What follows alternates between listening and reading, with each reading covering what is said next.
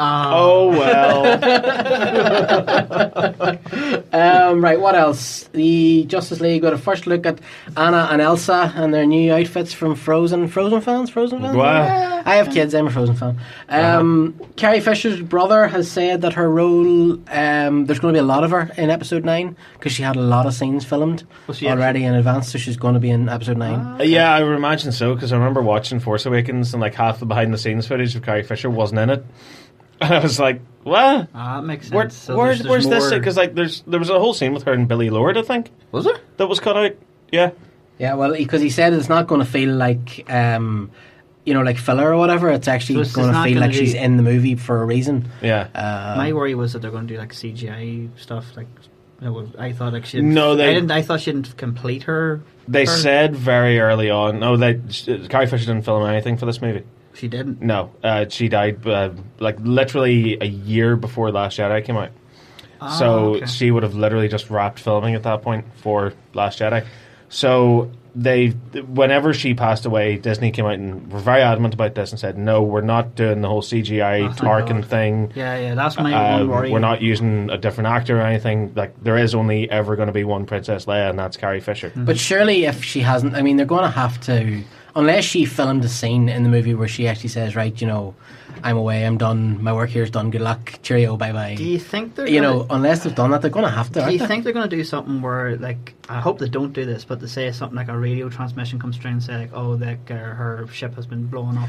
I thought it's really weird. I was actually thinking about this tonight. I mean, that could be what they do. I'm thinking that's the only way they could do this. Is transmission, like the First Orders took out the ship. And it could be like a reason to go after, like, I don't know, Snoke's obviously dead, Hux or whatever, oh my god, he's just killed Princess Leia. Yeah. We have to get him, that kind of... Yeah. There could be that, but... Well, see, I was sitting thinking, because The Last Jedi takes place like 5 seconds after The Force Awakens ends. Mm-hmm. Yeah. But this one, they're saying there's a significant time jump.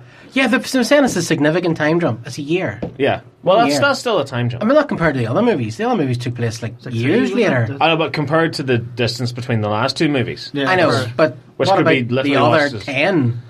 Yeah, I know, but still, like, it's like there's enough of a gap there that you can work with. Yeah, where you could have started episode 9. The opening crawl says Princess Leia Organa has passed away. Yeah, or something like that, and which I thought they might have done. The princess is dead. Something like and everyone is attending her funeral, but the deadly First Order are waiting to strike. Yeah, sort of thing. And then you have a big battle sequence because they know that everyone from the Resistance is going to be in one place at one time to mourn Princess Leia. Yeah, and you just get away with it that way. So it's confusing that they're using Princess Leia in this movie at all. But it's kind of the Paul Walker thing with Fast and Furious as well, isn't it? Where like he filmed so much in the movie and then people weren't sure, is he going to die in the movie? But with this, CGI him? Are they going to just write him out? But with this, it's kind of like the equivalent of having Paul Walker in The Fate of the Furious and all his scenes are deleted scenes from Fast and Furious 7. Yeah. It's kind of like that. Yeah. So, like, I mean, just sort of let it go.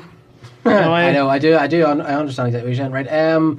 The trailer has dropped for The Punisher season 2. I haven't watched season 1 yet. I've watched season 1. Right, okay. Do you know what? There's no real point in watching the Netflix shows now because there's going to be no resolution. See, whenever they cancel all the shows, I actually was like, oh, thank God, that's something I don't have to worry about trying to catch up with now. Yeah, I actually felt that myself. I actually thought, that's really good. I probably will at some point watch Daredevil season 3 just because I really like season 1 and 2. But I like season 1, but see, I thought season 2 went on a bit too long. Yeah. But I actually was always like a genuine sense of, oh, thank God, I don't have to worry about this anymore now. Well, do you know what? I never had that because I just couldn't be bothered watching them in the first place. I know, but even before they were cancelled. But there was the part of me that was like, I need to watch these at some point because what's going to happen is somebody's going to go, oh look, Cage season 3 was really good, and they're going like, damn it. Now I need to watch and catch up. Well, see, that's what the difference between you and me. Because if someone were to turn around to me and go, "Season 3 of Luke Cage is really good," I'd be like, Yeah, okay, fair enough. Broken. That's great. Good news just before we come on to our tonight. It was announced that the CW has given the Batwoman TV show the go-ahead. Yep. She was awesome. She was so good, Ruby Rose. Yeah. I was really worried that they were going to Supergirl that crap and it was going to be like, oh, men are useless. I just beat Batman up. But thankfully they didn't. She's really cool. She's really badass. She's fantastic. Until she gets her own spin-off series where it's just feminism in the series. Yeah, well, you know what it is. I'm a lesbian. Let's talk quickly about the CW crossover because I know you two guys were loving it. Oh, we were. I thought it was really good as well. Really liked it as well. I thought it was really good. But I have to say, like John Campea, who used to work for Collider and has his own wee podcast. Do you know who John Campea is? Yeah, I've heard the name. Yeah, he's a commentator and stuff on movies and whatnot. And he did commentate on this, and I have to agree with him. He was like, "Why do the CW hate Superman so much?" Because all they do is Superman is take him in to have him beat up, and then for him, like the bit where he said the Supergirl, you know, the world's bad. It doesn't even need me now because you're here. Bang, no, you're Superman.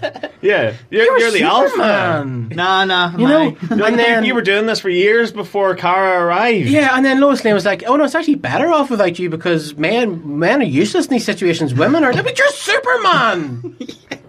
I can't believe they cocked Superman. You're Superman. And then the bit where Lois is like, you know, well, one of us is earning 20 cents more on the dollar. And I Shut what up. are you talking about? What? Are you serious right now? You just give us two really good episodes and then this. Do you know what I loved about that? It was so hilarious. She was talking about this as he's holding up a truck with one arm, and she pulls out like the engine part, and she like misdiagnoses what the engine part is. Yeah. And she's sitting talking about like, yeah, men earn way too much more than us, and men are terrible, and we're awesome. He's holding a truck up with one arm. I know. Oh my God. Yeah, no, listen, Cara, you've got this. No, but Talking you're about Superman. You were like the greatest superhero of all. Different. Yeah. Universe, Of different all. roads.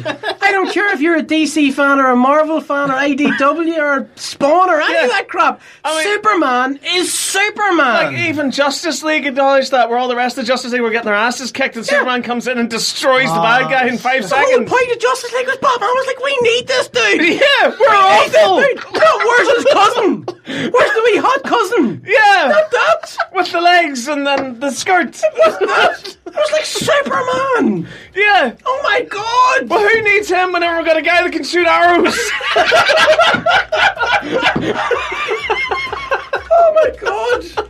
I mean, please. Please. Oh my God. And you know Batwoman's going to do it too. Yeah. Do you know why Batman went away for 3 years? Because I kicked his ass. Yeah. Do you know what I I'm mean? awesome. Yeah. Do me a favour. Oh my God. I know. I was like, what? He's been fighting that Joker fella for years. I kicked his ass and threw him in Arkham in 5 minutes. It's like, you know, when you're enjoying a really, really nice meal and then you get a her right at the end. You're like, Yeah. that's what that was. It's ruined. That's ruined. That's what that was right there.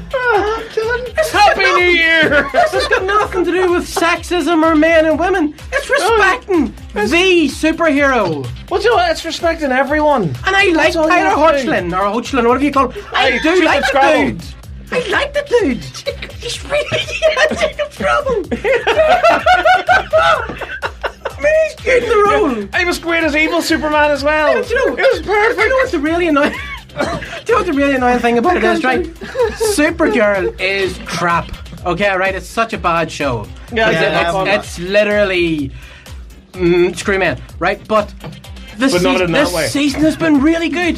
This season has been really, really good because the Sam Witwer in it, and he's this character who he hates the aliens, right? And it's basically a metaphor for, you know, Islamophobia and everything else. But it's written really, really well. His character was totally, you know, he's like, no, aliens are great. They're here to help us. They're part of society. And then he gets caught up in all the wars that have happened, the battles that have happened in the episodes. And he lost his father. He lost his business. Everything. The whole world got turned upside down. And it's about how he turns against him, and he's a sympathetic villain. He's like Thanos. He's a villain who's not, because you're like, I can see where this guy's coming from. He's toxic, but I understand that he's toxic and why he's, I know. And the whole thing is about, like, even Jimmy Olsen is sort of coming over to his side a wee bit, and he's turning society gradually against the aliens, right? And it's really well written. Here, I watched it, and afterwards I sat with my mouth open. I was like, oh my God, that was really good. I've been watching this for 3 years, and that was good. I couldn't believe it. And then 21 cents on the dollar. Yeah. While he's holding the truck up with While he's one holding arm. the truck. While he's holding the truck. I tell you what, Lois, you hold that. Yeah. And I take the hit for the 20 cents. Smudge. Oh God. Do you know what I mean? Oh my God. Oh my God. Anyway. Talk about mixed messages. I know, exactly. Yeah, and then, like, we'll call Superman in because everybody's going to bitch slap him. Do you know what I mean? It's just everybody beats him. Everybody beats him. Oh God. Unreal.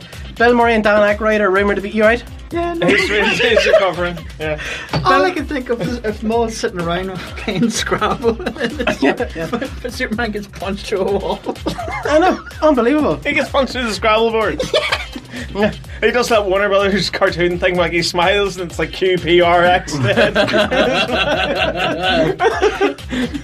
Yeah. So anyway, and the whole point. no, I'm done. Bill Murray and Dan Aykroyd are rumoured to be in Zombieland 2. Yeah. How? Bill Murray's dead. I might be come back as a zombie. Maybe. Because I don't think they shot him in the head. Well, they just left him there. What sort of world do we live in now where we can say, do you remember that movie where Lex Luthor shot Peter Venkman through the chest? I know. Do you know what I love about this report too? It says Gwen Stacy watched. What? Gwen Stacy watched. Yeah. What? Oh my god! and Carnage was in the background as well. Okay. Right. Because Woody Harrelson. Shut up. Yeah. Right. So, but you know what I love? You know what I love about the report? It says Dan Aykroyd and Bill Murray will be fictional versions of themselves. No shit. Yeah. It's not a documentary. It's not really a zombie invasion. No. This didn't happen. If they're in it, they're not really them. It's localized entirely to Hollywood. Yeah. They'll be fictional versions of themselves. Thanks for clearing that up. Right. Okay. That's great. This is Bounce FM, and you're listening to the Following the Nerd show. I'm Mark. I'm Don. I can't breathe.